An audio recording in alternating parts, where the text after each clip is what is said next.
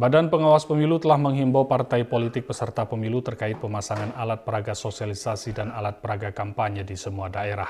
Partai politik peserta pemilu diminta mentaati peraturan KPU nomor 15 tahun 2023 tentang kampanye pemilihan umum.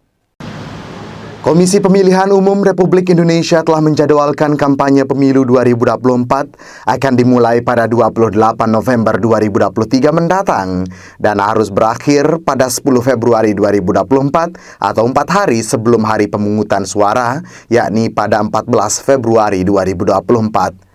Selama jeda waktu antara masa akhir kampanye atau hari tenang yang dimulai pada 11 hingga 13 Februari 2024, kampanye tidak boleh dilakukan. Hal ini sudah tertuang pada Peraturan KPU nomor 15 tahun 2023 tentang kampanye pemilihan umum.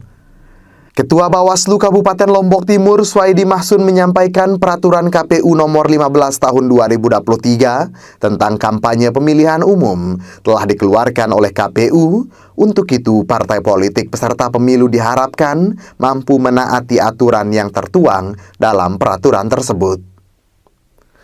Selain itu, dalam Peraturan KPU nomor 15 pasal 79, partai politik diberikan ruang untuk melakukan sosialisasi dan pendidikan politik secara internal dan memasang bendera partai politik, namun tidak boleh menampilkan citra diri sebagai calon anggota legislatif.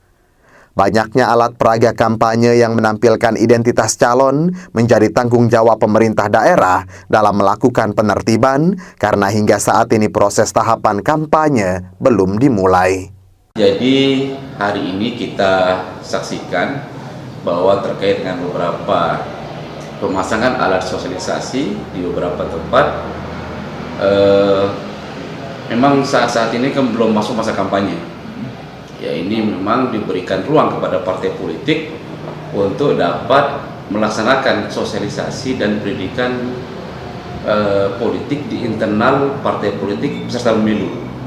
Nah, tentu ini diatur sesuai dengan aturan PKPU di PKPU 15 tahun 2023 di pasal 79.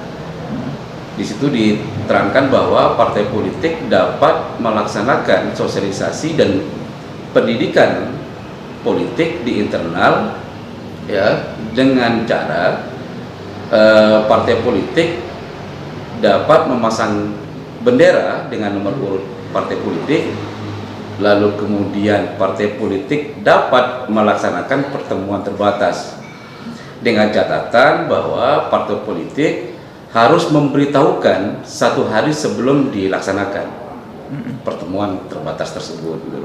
Isnaini Rizka Alif melaporkan.